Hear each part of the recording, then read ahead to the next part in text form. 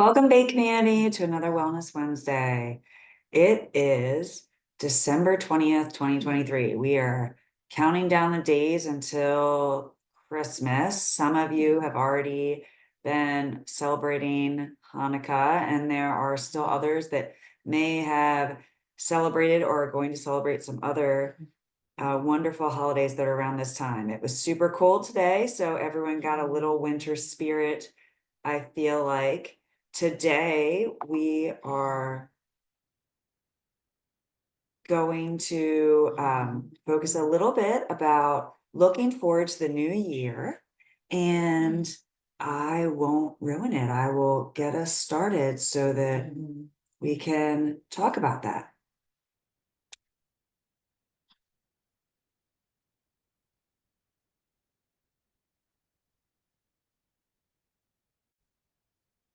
Okay. So, yet another parenting and mental health. So as you've noticed, we don't always specifically talk about mental health from a diagnosis standpoint.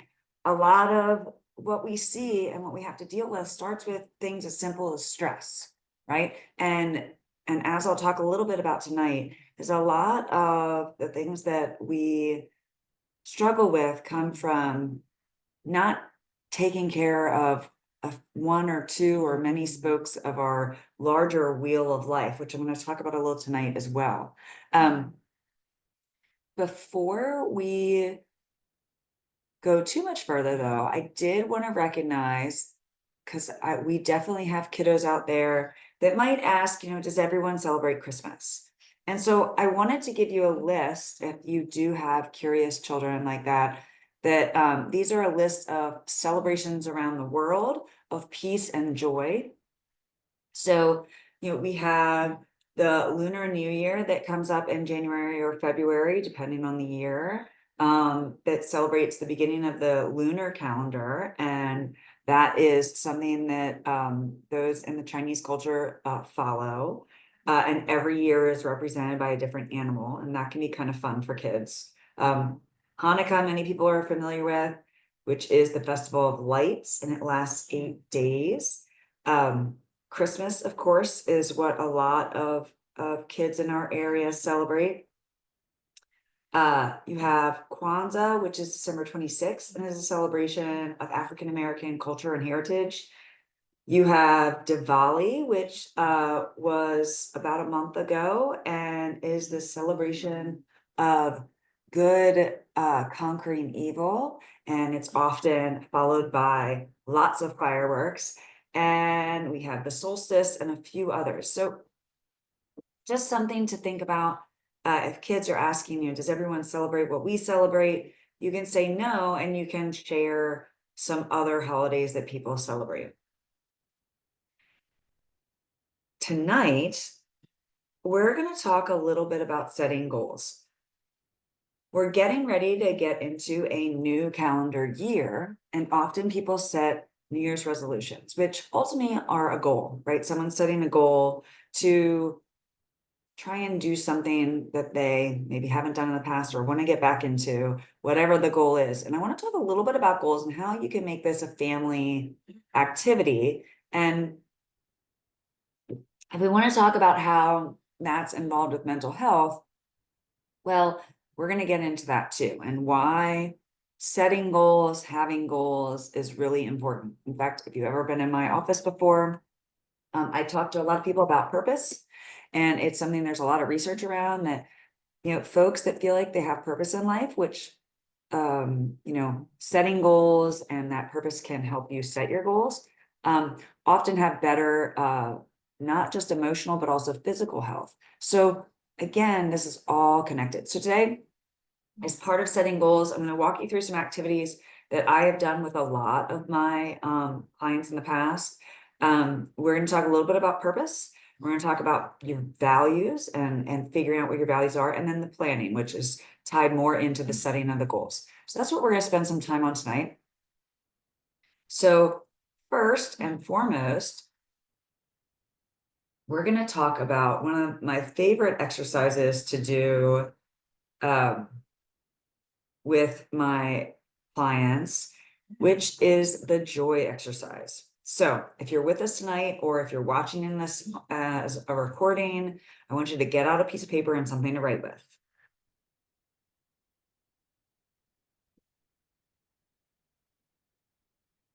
Give everyone a second or two to do that.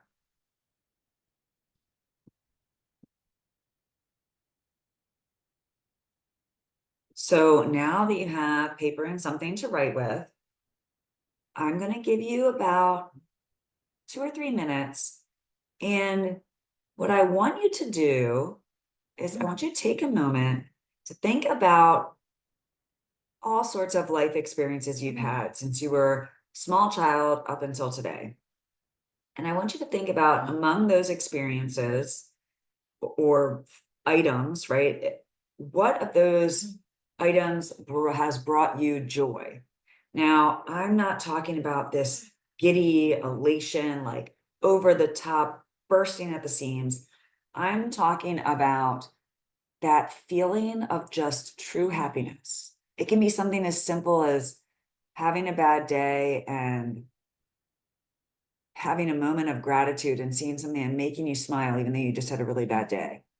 And for folks that have experienced some things that we consider to be big life events, like marriage or having kids, or maybe achieving some sort of degree or certification, I challenge you to think of things that are not necessarily the things that, as a social or as a culture, that we say should make you happy, right? So maybe, the first time you got promoted, just take a second to really think about it. It may be something that brings you joy. I want you to go a little bit deeper. It can be as small as seeing, a leaf fall off of a tree softly, or as big as, holding your firstborn child for the first time. It can be anything in between. It's just something that gives you that true sense, that true feeling of happiness, joy, contentment. And I want you to come up with 20. That's right. 20. 20 items. Okay. You ready? All right. I'll give you a few minutes.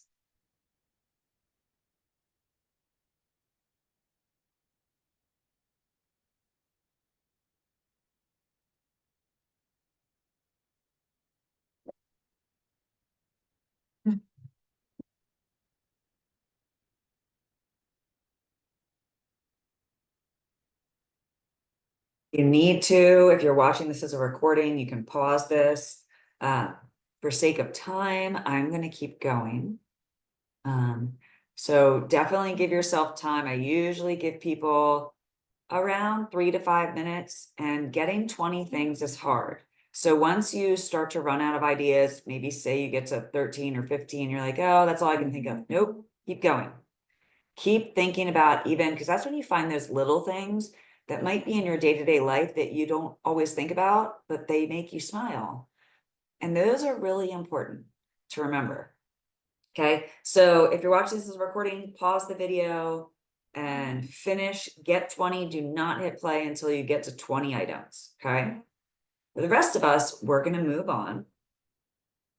And what I want you to now do with your 20 items, now that you've figured out what they are, I want you to take those items and I want you to put them into 3 or 4 buckets. And what I mean by putting them into 3 or 4 buckets is I want you, and I put, this is a very busy slide, so I apologize for that, but I want you to take your list and see what buckets they fit into. Everything has to fit into a bucket, and miscellaneous is not acceptable. So what you want to do is see where things fit. Maybe, and I just gave you some ideas of some things up here that might help. Maybe the item that brings you joy has to do with growth and exploration, or inner values and inner growth and harmony. Or maybe it has to do with morality or ethical principles. Maybe it has to do with your spiritual, philosophical beliefs. Okay. Maybe it has to do with achievement and success. Okay. Or relationships, or social influence, or advocacy. or even status, right? For some people, and that's okay, okay? Whatever it is to you is okay. These are just some ideas. So I did give you a bunch of different words because it could be even more specific. I labeled some buckets on this slide, but these might not be your 3 buckets. They could be totally different. I want you to spend some time. You might have to rearrange your lists a few times before you get them into 3 or 4 buckets. Once you figure that out, and all the things underneath the underlined words, things like ambition or friendship or autonomy or freedom or creativity, that might be your main thing. And you might be able to put, 5 or 6 things under creativity. I certainly have a few clients that are very artistic, and that really does bring them joy. And so creativity is one of their buckets. So take a few minutes now and look at your list and try to get them into 3 or 4 buckets. Don't go over 4. And this is, I guess you could go to 5 if you really had to, but you want to try and really hone in on what these things belong to. And if you really struggle, this is something, and again, I encourage parents to do this as a family, especially for older kids. This can be really important for younger kids. What brings them joy is going to be a little simpler. Because they're still in that fun, they're completely almost in growth and exploration, but they don't necessarily even realize that is a thing. But it can still be fun. And once you as parents figure out what buckets everything goes in, that's when you can really start to do some things with your family. And so if it's just the parents doing this, maybe show it to your partner if you have a partner, or show it to a friend, and they might help you notice something, be like, oh, well, all of these things have to do with X. And that can be really helpful too. Okay, so put everything into buckets. If you are watching this recording, go ahead and pause it again.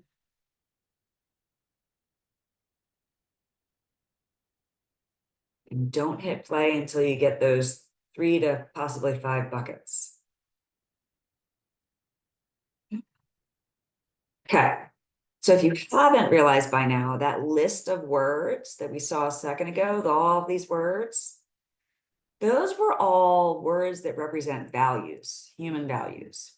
So when we find things that bring us joy, often that feeling of happiness and joy comes up because a behavior or something that has happened around us aligns with something that we truly believe in.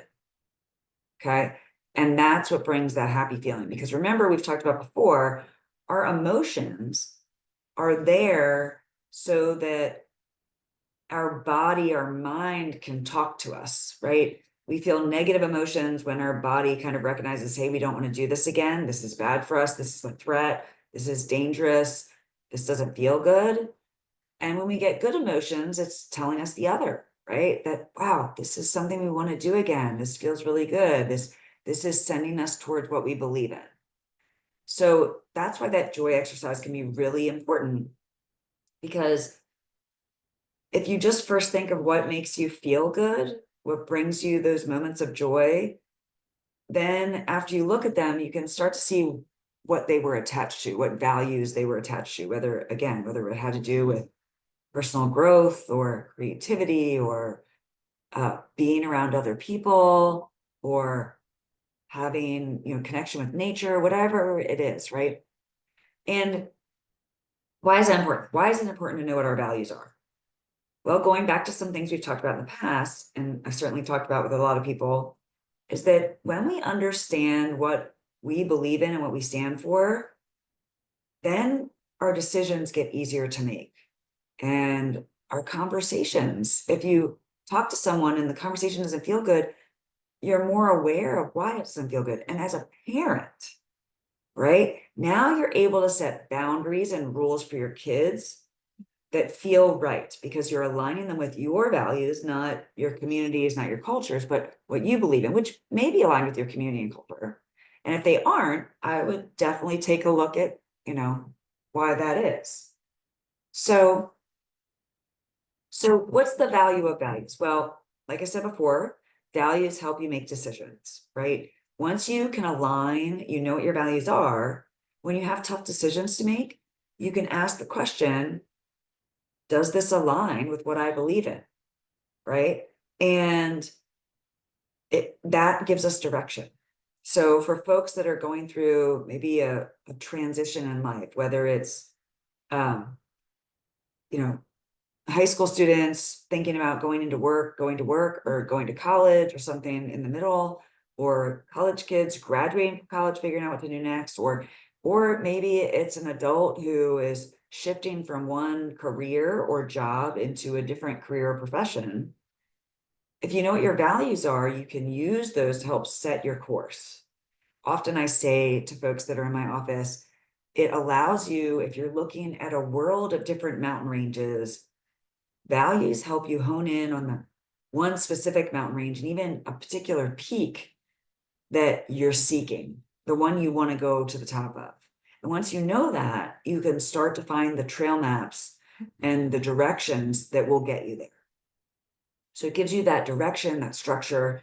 And like I said before, as a parent, knowing what our values are helps set its structure and helps us set boundaries.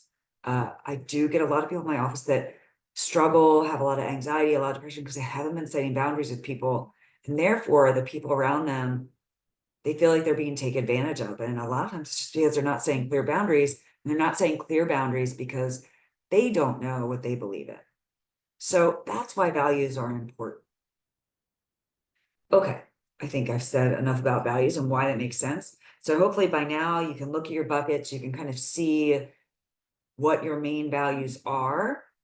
And what I'm going to mention next is tied to setting goals. I'm going to talk about it for a second, and then we're going to come back to it in a little bit. So now that we have our values, we're going to take a moment or we're going to think about, I want to put this in the back of your mind because we're going to come back to it, is that once you figure out what your values are, you can really start to daydream about what is a transformative goal that I want to have. So if you have teenagers, maybe it's the transformative goal is the teenager getting into the school that they want to go to, or going into a certain profession, right? That's a transformation for someone, right? That is a completely different path than what they've been on so far.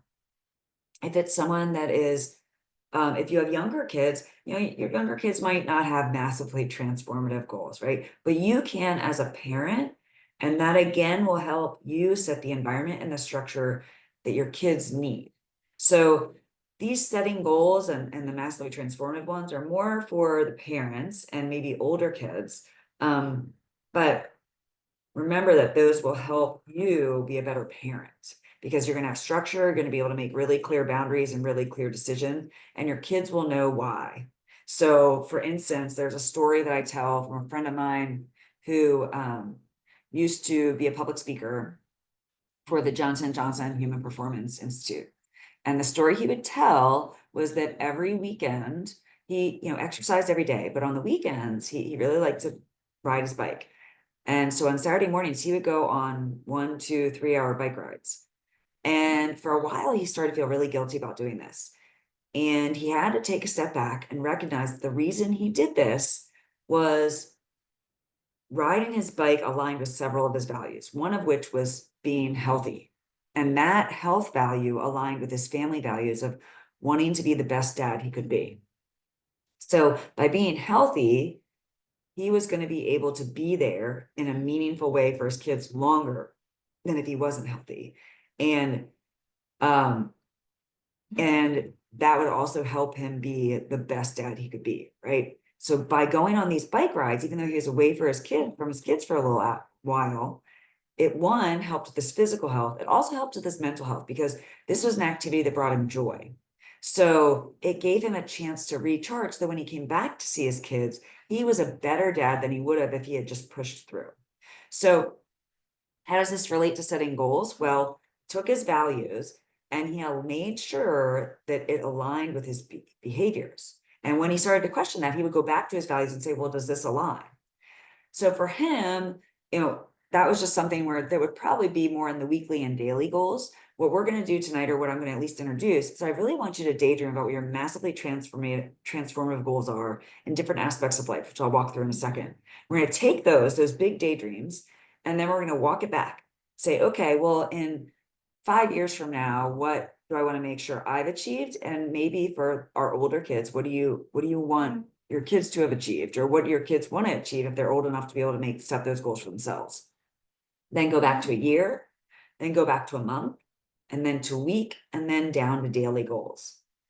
This becomes really important for other reasons that I'll talk about later, but mostly because you are checking in, you're kind of giving yourself a self audit, and this will help you achieve them and stay on the course. A lot of us set goals that we never get to. And why? Because we didn't really have a structure around getting there, right? We just said, oh, maybe someday I want to be a doctor. We never really thought about how to get there. So we have to think about what that big goal is first, and then walk backwards right down to what you do every single day that helps get you there. A lot of book writers, authors will tell you that their massively transformative goal, right, is to publish a best-selling novel or a best-selling book, right? Well, to get there, they had to get all the way down to daily goals, which revolved around how much time a day they spent writing. And everything was set from there. So that's where we're going to get to by the end of this. What I want to go into first is where we're going to set those goals and how those align with your values. So I'm going to introduce something to you called the wellness wheel. So this is something, and you'll see some with slightly less or slightly more categories, but this is the commonly accepted one. What I would really like for you to do, especially those of you that have paper and pencil out, I want you to actually draw this circle, but keep it blank except for the big categories. You want to have an emotional, a physical. Well, you don't necessarily have to have these categories. These are the ones that are for what we consider wellness wheel, that most people want to have goals in each. The way we're going to use it tonight is a little bit different. If you had those 3 to 5 value sections, those value buckets, I want you to put those on the outside. So you may have had a spiritual value. That's going to go on the outside, right?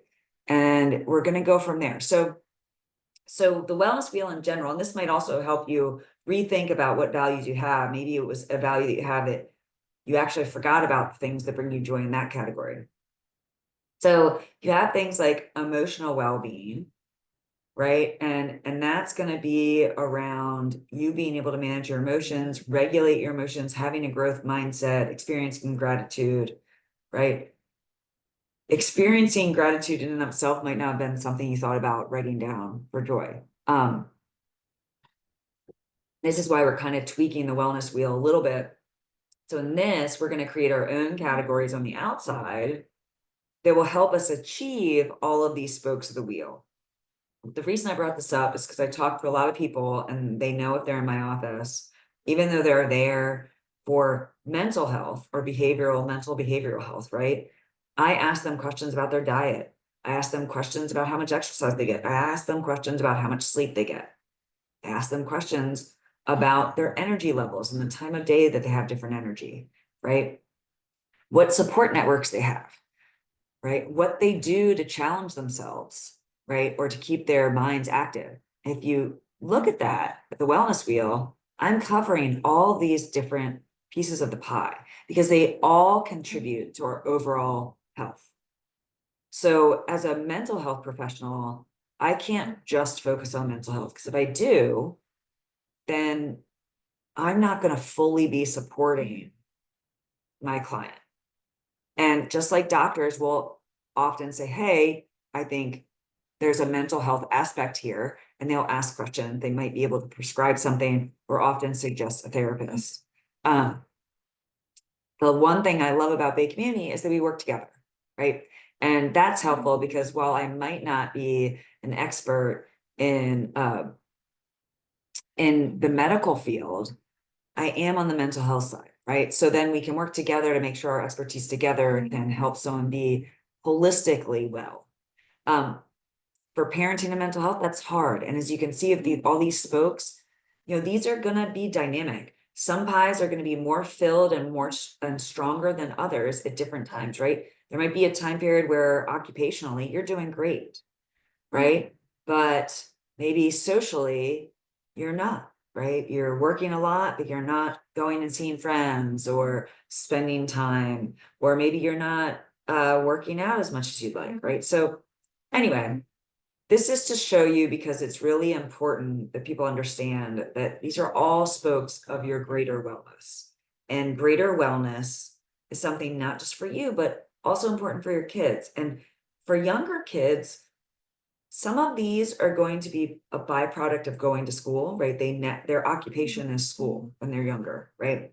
And so if they're much younger, they have recess, they have things like that. Emotionally, they have school counselors and health classes that kind of help them explore that, social emotional learning, right? They have time where they're interacting with other kids their age. They're getting challenged academically. Spiritually is probably something that happens more at home, and spiritual doesn't mean religious. Okay. I want to be really clear on that. Spiritual actually comes more back to values and what's going on in the family. So, as a parent, you understanding what you value and where your values lie, your kids are going to look to you for that for the majority of their childhood. It won't be probably until their teen years that they may have a break from your values to their values, but that's just starting, right? So you're the one that kind of brings in those beliefs, those values, exploring cultural aspects, mindfulness, joy, and daily tasks. Okay. So that's where these all stem from. So I just want you to look at this and see how these categories align with your values. Maybe you picked one of your buckets was one of these titles, maybe not. And see, where all of this aligns. Just take a minute and look at that.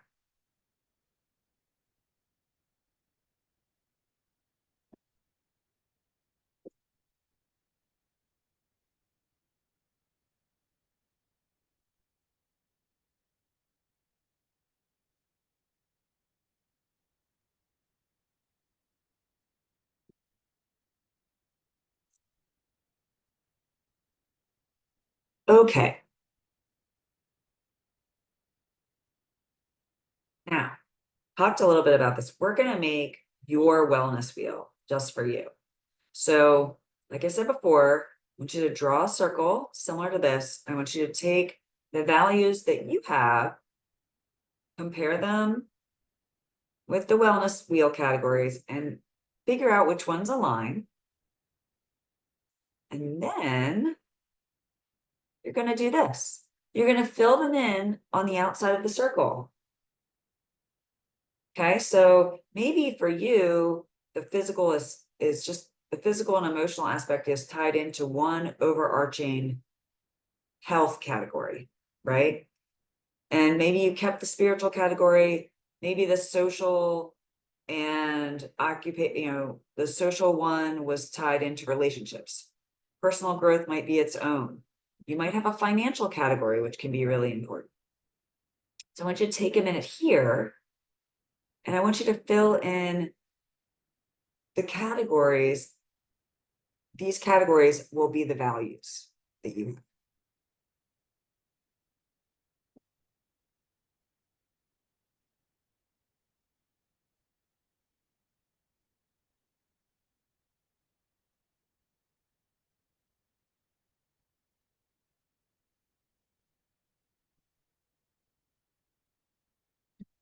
Now that you've filled out your categories on the outside, the next thing you're going to do is you're going to look at that inner pie. Okay. Now you're looking at the old wellness wheel again. I understand that. You're going to take a look at the inner circle bullets, right? So, like we said before, we talked about the emotional wellness being emotional regulation, growth mindset, gratitude, things like that, spiritual being, belief, values, culture, mindfulness, having content. Physical is healthy habits, exercise, physical activity. Social is awareness of others, being able to resolve conflict, having empathy, tolerance for differences are all part of social. The list are long in each category, right? Spiritual, we talked about, and then intellectual learning, cognitively challenging ourselves, trying new things, experiencing new things.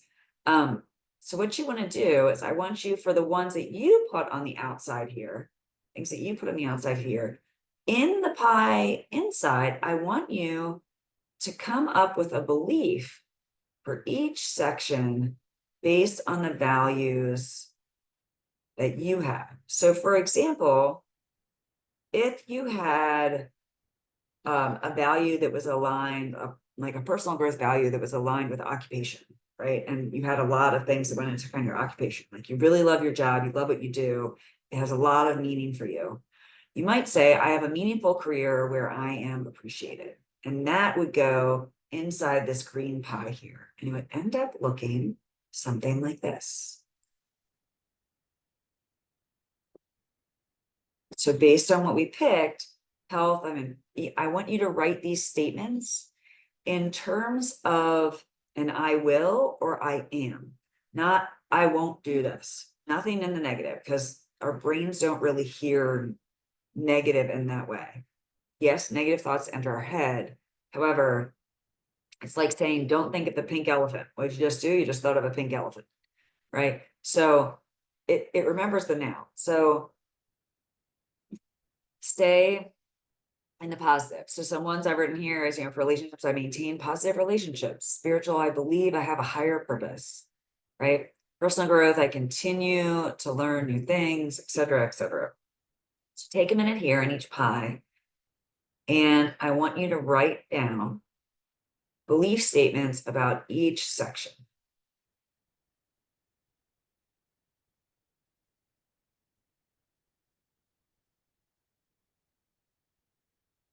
Again, if you're watching this on video, maybe pause while you do this. And then what you can do, maybe take a break from it for a little bit, come back and look at it and see if you can come up with maybe a phrase or a mantra that goes in the middle, something that really encompasses all of the beliefs that you have. You might not be able to come up with that right away, but eventually you will, and that'll be really powerful. So when you're having a bad day, when you're really struggling with something, that mantra of this is who I am at my core will be there. And again, you understanding who you are as at your core as a parent is so important for your kids, because then they know what they're dealing with. They know who they're talking to, they know what the rules are in the house, and there's no question, right? Talked about this before. It's like walking out on a sports field, and you know the rules. You know the rules, you know the team you're playing against, you have all the information. When a kid is in a household where there are really clear values, beliefs, boundaries, that child feels really secure because they know what they're operating in. You take all that away, again, going back to the sports analogy, if you walk out on a field and they tell you the name of the sport, but you don't know the rules of that sport, they don't tell you the rules, you can't even see where the boundary lines are on the field or where the field ends and begins, what your goals are, suddenly you become really insecure. You feel awkward. You lose confidence because you don't know what you're doing. And that's exactly what happens to a kid in an environment where there aren't clear rules, there aren't clear boundaries and consistency, and there aren't goals, right? So yes, we're back to the goals. So this is where, once you figure this stuff out for you, you now can go back to the setting goals. Now that you have something you believe in for all these categories, you want to make sure you have a really clear goal for each one of the categories, each one of those that originally started as a bucket, right, for each of these. And think of something that's massively transformative, right? What would be an amazing health goal? Well, massively transformative could be just, I stay in peak physical condition way into my 90s. Okay, great. So then what do you need to do to make sure you stay there, right? There are some pretty obvious things there, right? You need to eat healthy foods. What does that mean? And get really super specific. And then you share those with your kiddos. So let's go back to that stair step. So now you have the categories. Think of that massively transformative goal for each of your sections. Dream big, go for it. Okay. And then say, okay, if that's where I want to get to, then 5 years from now, where should I be? And this is now starting where you can start to have your kids come in on this, depending on how old they are. So maybe for a 5-year-old, you're really not too worried about it, but you might have goals for your child, which might be, by the time they're 10, I want to make sure that they are doing X, Y, and Z. And it might have to do with giving them autonomy, understanding that by the time they're 10, they're going to be at the end of elementary school. They're going to be starting to get ready for middle school. What does that look like? What do I need them to be able to do independently by then? That'll be really important because then you and any other adults involved with their development can get involved with specifically what you want to do. Okay. Then go down to a year. So in a year from now, what does that mean? So if I take a slightly older kid, so say we're talking about a freshman in high school, okay? And they really want to get into this top-notch college because they want to go on and become a lawyer. I don't know, they want to be an entrepreneur, but they want to get into the best business school. Well, what do they need to do? They want to take these AP or advanced placement courses, sophomore through senior year. Okay, so a year from now, what do they need to have achieved in order to get into those advanced placement courses? Or maybe there's a certain type of internship or work study program there. So you're starting to get the idea. So go down to a year and what do you think, right? Then go down to a month. Okay, a month from now, where should we be? So this is where these last three is really where I work with a lot of people on the day-to-day. Sometimes we might not know where we're going to be 5 years from now or a year, and it's kind of tough to measure.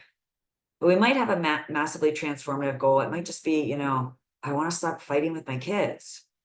Like I want to have a really good relationship with my kids. Okay.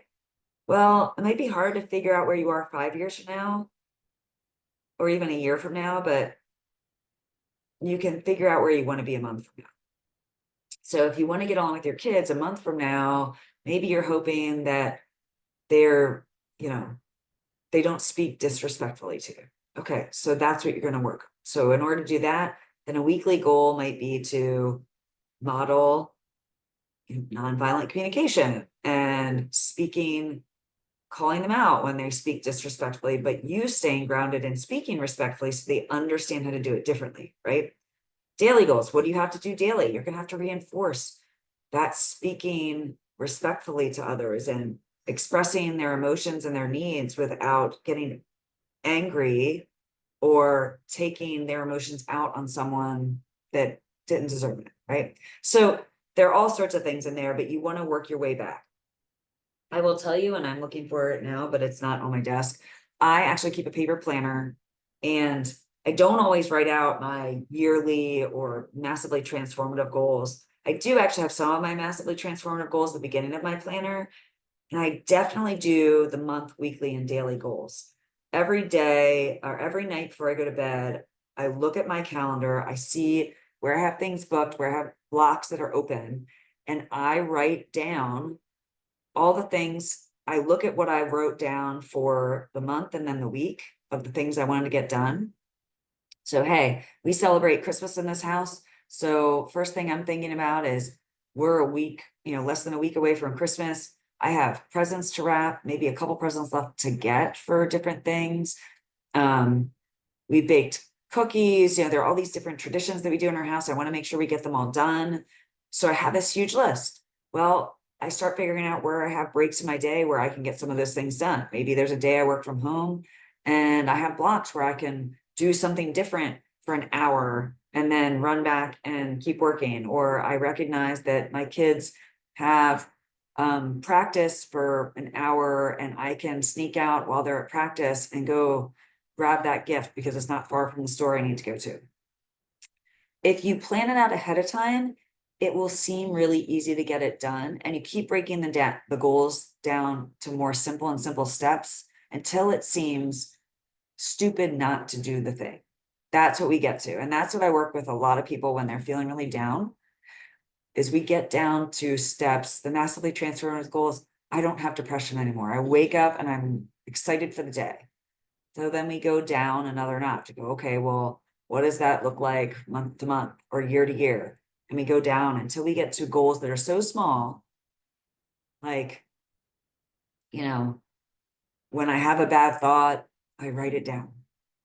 Why wouldn't you do that? It's just easy to do, right? It's pretty simple. So you do that and you break them down and be really simple, okay? That's something that you can figure out. And this is definitely something you can do with your kids on the weekends or maybe Sunday evening. Sit down with your kids, figure out what the weekly schedule is. I suggest to so many families to have what I call a State of the Union meeting at the beginning of the week. And you just sit down with everybody in the family that lives in the house and you say, hey, what's everyone's calendar schedule for the week? This can start from kids that are very young all the way through them living, as adults in your house. Figure out what everyone's schedule is. Everyone kind of syncs their calendars. You figure out where people have open time. Then people can start supporting each other, saying, hey, I can pick up so-and-so here. I'm going to be over here. And where you have blocks of free time, that's when you can start to figure out what goes in those blocks that allow you to achieve the goals you need to achieve. Now, when you have a conflict, this is where the values become really important. You go back to your values and what you believe in each of those sections. You say, okay, I have this thing on my list, or I have a couple of these things on my list. Which is more aligned with my values? If they're both aligned, then great. You're not going to feel bad about getting one done and not the other, because they both get you there. But if one gets you there and one doesn't, so maybe it's a health goal, and one of the things you had on your list was to go get a case of beer, and the other thing you had on your list was to go to the gym. Which one aligns with your values? Even though the case of beer might sound really fun, it doesn't align with your financial or your health goals. So choose what aligns with where you want to be, and try and make that choice more regular. And if you choose something else every once in a while, that's okay too. But at least you're doing it consciously, right? And you're really aware. And if you do this and you start to practice with your kids will be able to focus better. They start to learn how to make better choices, and they start to learn how to understand how their values and what their belief systems are and how those align to where they want to go. So with these goal settings, it's a process and it's dynamic. So make sure you set a goal for each section, right? Include big yearly, monthly, weekly, and then daily goals. And they're going to change and you're going to get better at it. And make sure you set time aside every week to look over your goals. Even better, set time aside every night to look at what you have going on the next day. I'm not the best at this, but I have to tell you, when I do this as a parent, the next day goes so much more smoothly. And when things get thrown out of whack, I'm much more able to handle it because I know exactly where my open spots are, where my flex spots are, and I can handle it much better than I can when I'm not really sure what I have going on. So I really seem like I have everything together when I just look at my calendar and I have aligned it with my goals, and I spend that little bit of time. It only takes about 10 minutes at night at the end of the day. So what could be fun with you and the kiddos especially for your younger kids, is something like this. So I made this pretty quickly, just as something that's fun to do. I've done this with my kids before, and I love doing this every year. You can do this with your kids. You first want to talk about a little bit of a reflection of the year in the past, right? So what did you learn this past year? Maybe talk about what challenges they had to overcome, and talk a little bit about how they overcame those challenges. What strengths did they use, or what resources they used to overcome those challenges, or talk about the challenge they didn't overcome and why about that too, right? And then we go back to that setting goals. What are their massively transformative goals, and working your way down? Here's your year. What do you want to achieve this year? Have them write it down.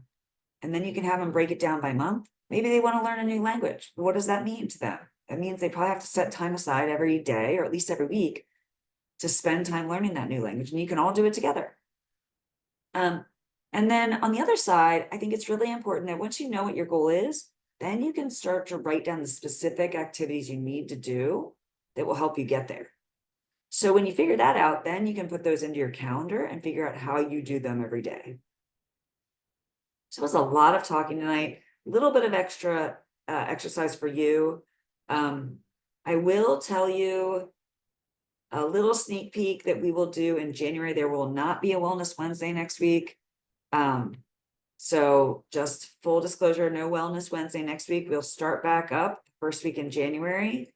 And when we do that, the sneak peek is that we're going to come back to these goals and we're going to go back over this slide deck and we're going to add in the second part, which is turning these goals into habits and how we do that. We're going to use a lot of information that I've pulled from Atomic Habits by James Clear. It's a really great book that uses our natural learning processes and the things we do naturally to help you turn things that you want to become regular, turning these goals into habits, right? So if it's healthy, you work on that. And this is a little sneak peek at how it works. So that will be, I will make sure that I post this little guy on Facebook so that you can use this with your kids over the holidays. And I want to remind you that joy definitely comes from within. While external things might allow us to feel joy, ultimately we allowed that thing to give us joy. So I hope that you have a lot of joy in the next couple of weeks. Please take care of yourself, be healthy and well, treat others with kindness and compassion. And thanks again for joining us on Wellness Wednesday. I will see you in the new year. Have a happy holiday and a happy new year. Good night, everyone.